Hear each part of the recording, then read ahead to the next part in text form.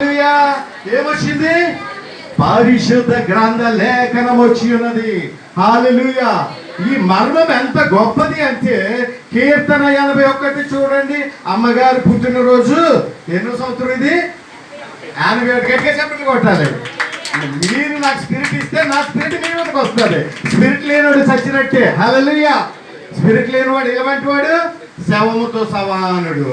మందిరములో ఉన్నప్పుడు ఎలా ఉండాలి? నువ్వు ఆనందముగా సంతోషముగా గంతులు వేస్తూ ఈ పరిశుద్ధ స్థలములో నీ పరిశుద్ధ ప్రభువును మహిమపరచాలి. హల్లెలూయా.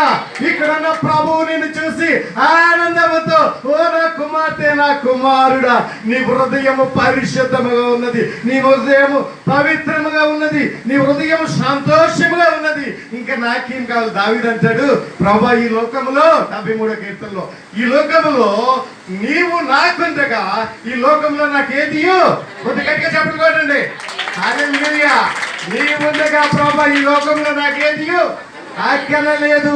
హల్లెలూయా. ఇక్కడ కీర్తన చూడండి 81.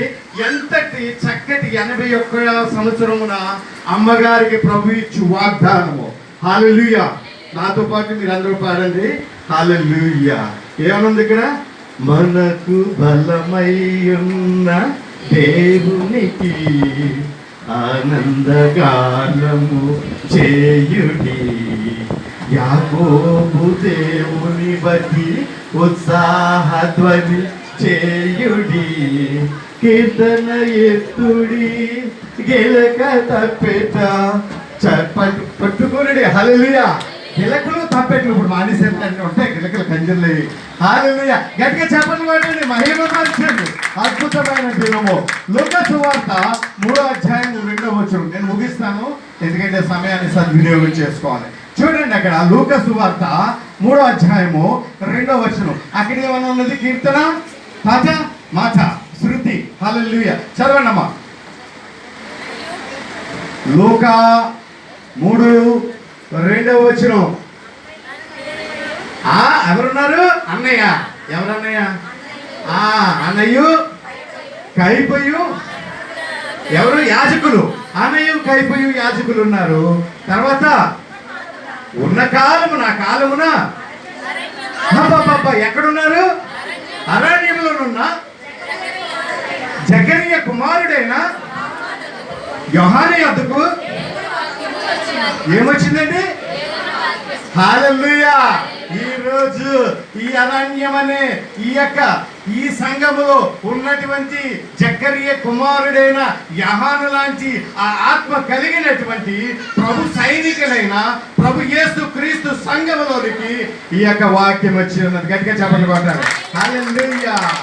అందుకే అంటాడు ఒక భక్తుడు అంటాడు, వాక్యముతో సహవాసము, ప్రభు యేసునితో నివాసము. హల్లెలూయా. చాలా మంది బైబిల్ తన దగ్గర పడుకుని పెట్టుకుంటారు. కాదండి, నీ హృదయంలో ఉండాలి. అక్కడ ఆ ప్రాంతంలో ధనవంతులు ఉన్నారు, అధికారులు ఉన్నారు, గొప్పవారు ఉన్నారు, రాజులు ఉన్నారు, ఏ రాజు ఉన్నాడు, ధనవంతులు, పెద్ద పెద్ద బిల్డింగ్లు ఉన్నవారు ఉన్నారు. వారి దగ్గరకు వచ్చిన దేవుని వాక్యము రాలేదు. ఈ రోజు కూడా నువ్వు అనుకుంటావేమో, నీ ధనమును బట్టి గర్వపడుతున్నావేమో, నీ బంగ్లాన్ని బట్టి గర్వపడుతున్నావేమో, నీ కారుని బట్టి గర్వపడుతున్నావేమో, నీ అందాన్ని బట్టి గర్వపడుతున్నావేమో, నీకున్న అధికారాన్ని బట్టి గర్వపడుతున్నావేమో. నా ప్రియ సంఘ బిడ్డ, నువ్వు క్రీస్తుని బట్టి గర్వపడాలి. నువ్వు ఆయన అంతే అతిశయించాలి. హల్లెలూయా. ఎందుకో తెలుసా? నిన్ను ప్రేమించి. హల్లెలూయా. ఈ రోజు నీ యొక్క హృదయంలోనికి ప్రభు లేఖనం పంపించాడు. ఈ రోజన్న ఒక తీర్మానం చేసుకో, ప్రభా ఈ రోజు వరకు నేను చిన్న ప్రభా ఏదో తెలుసో తెలియక శరీర స్వభావంతో లోకానుసారమైనటువంటి విధంగా జీవించానని ఈరోజు ప్రభు అంటున్నాడు. హల్లెలూయా. నేను అంటే ఏంటంటే, చాలా మంది ఏమంటారు, ఇప్పుడు నేను సంఘంలో ఏం చేయాలి? నా కోసం పరిచయం చేసుకోవాలి. ఏం చేయాలి? నా కోసం పరిచయం చేసుకోవాలి. నేనదండి, నేను ఇదండి, నేను విమానం ఎక్కానండి, నేను బిల్డింగ్లు కట్టానండి, నేను కార్లు కొన్నానండి, నేను బంగళాలు కట్టానండి అని నా కోసం నేను ఇంట్రడ్యూస్ చేసుకోవాలి, నేను పరిచయం చేసుకోవాలి. నేను అనే గర్వము, నేను అనేటువంటి వాడు ఎవడో తెలుసా? అపవాది. ఏజ్కేల్ 28, యెషయా గ్రంథం 14లో వాడు అంటాడు నేను నేను నేను అని 5 సార్లు. బైబిల్లో 5 అనే సంఖ్య చాలా గొప్ప మర్మం అండి. నెక్స్ట్ టైం దేవుని చిత్తమైతే, అన్న ఇష్టమైతే ప్రభు ఏర్పాటు నాకు చెప్తాను. అయితే నేను అని అపవాది మాట్లాడాడు, కానీ నా ప్రభు 3:14లో మోషే గారితో అంటాడు నేను. అపవాది గర్వంతో నేను అని పరిచయం చేసుకుంటున్నాడు. అపవాది దగ్గర ఏముంది? అందముంది. తెలుసా మీకు? అపవాది చాలా అందగాడు. హల్లెలూయా. ఆడి సూట్ అయితే ఆడి వెనకాల ఉన్న పరిచర్యలు చూస్తుంటే ఆడిలోనే దేవుడు ఉన్నాడు, ఆడిలోనే దైవం ఉన్నది అనుకుంటారు. హల్లెలూయా. అపవాదిలో అంత చక్కటి ఆకర్షణ ఉందండి, ప్రభువులో ఆకర్షణ లేదు. 5 అడుగులున్నారు అందగాడు కాదు, 6 అడుగులున్నారు అందగాడు కాదు. ఆయన చూడనల్లని వాడు. హల్లెలూయా. యెరూషలేముని చూసి ఏడ్చిన వాడు ఈరోజు మన సంఘాన్ని చూసి ఆయన ఏడుస్తున్నాడా? నీ హృదయాన్ని చూసి ఏడుస్తున్నాడా? నిన్ను బట్టి ఆనందిస్తున్నాడా? నిర్ణయించుకో. హల్లెలూయా.